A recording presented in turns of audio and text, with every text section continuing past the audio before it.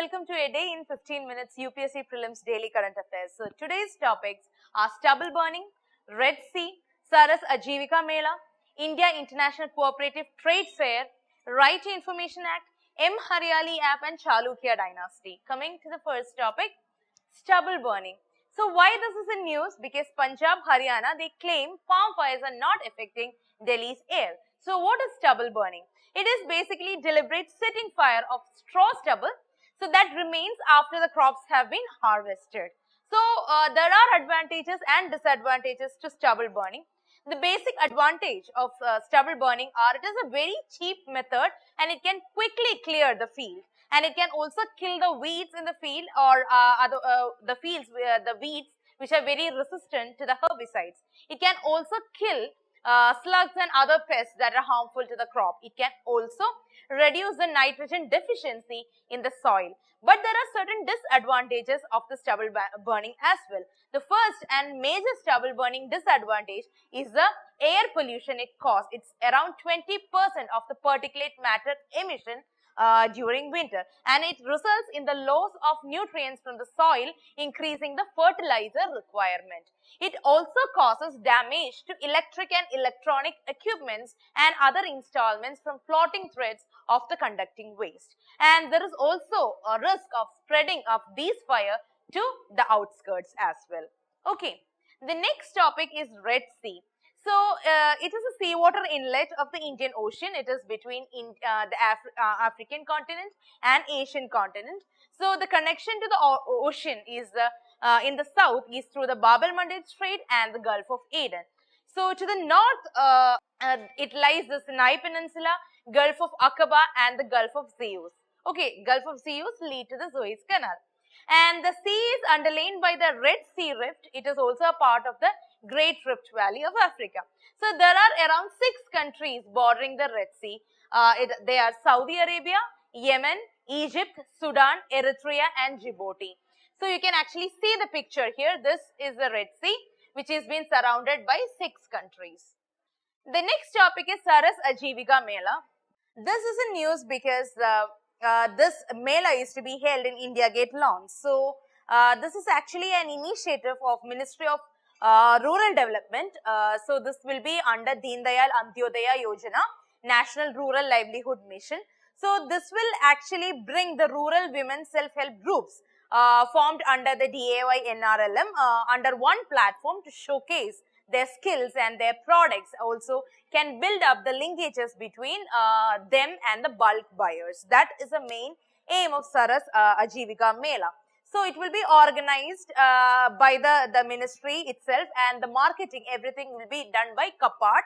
CAPART is a wing of the ministry, the Council for Advancement of People's Action and Rural Technology. And there will be live performance by all the SHD women's musical troops representing Chenda Melam from Kerala, Ghumar from Rajasthan, Tribal Dance and Nukat Natak from Jharkhand, Charao, that's a bamboo dance from Mizoram, and Gidda from Punjab. The next topic is India International Cooperative Trade Fair. So this is in news because the first ever India International Cooperative Trade Fair is being inaugurated by the Minister from the Agriculture and Farmer Welfare Ministry in New Delhi, and they also launched Yuva Sahakar Cooperative Enterprise Support and Innovation Scheme 2019.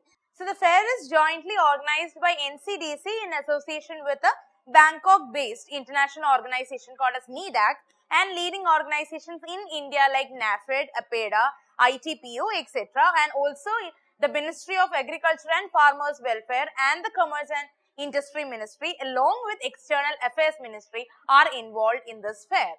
So 6 state governments and UTs, namely Telangana, Haryana, Uttarakhand, Pondicherry, Meghalaya and Goa are partners of this particular program. So what is the aim of the event? As 94% of the total farmers in India are members of at least one cooperative institution. So this particular fair is aimed at furthering the government's vision and goal of doubling farmers' income. How? By promoting cooperative to cooperative trade within India and abroad. They also aim to promote exports of key agricultural commodities. So also they offer huge opportunity for industry and business houses from India and abroad to build alliances, business networking and product sourcing. Okay, that is the main aim of the event. The next topic is Right to Information Act. So this is in news because there was a recent report saying RTA violations are going unpunished. Okay, so RTA Act of 2005 mandates timely response to people's or citizens' requests for the government information. A report card analyzing of the performance of the RTA Act that showed that the government official face hardly any punishment for violating the law by denying the applicants the legitimate information sought by them. So the state and central information commissions, which are the court of appeal under this particular act, they failed to impose penalties in about 97% of the cases where the violation took place in 2018 and the year 19.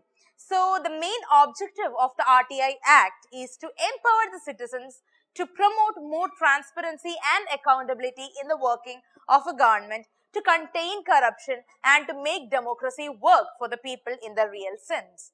So the public authority under the Act, it includes any authority or the body or institution of self-government established or constituted by or under the Constitution by any other law made by the state government or the parliament, state legislature or the parliament, or by any notification issued or ordered by the appropriate government, and it can be a body fully owned by the government, controlled or substantially financed by the government. There are certain exemptions under RTA Act. One is Indian Evidence Act, then Atomic Energy Act of 1912, then the Central Civil Services Act and the Official Secrets Act of 1923.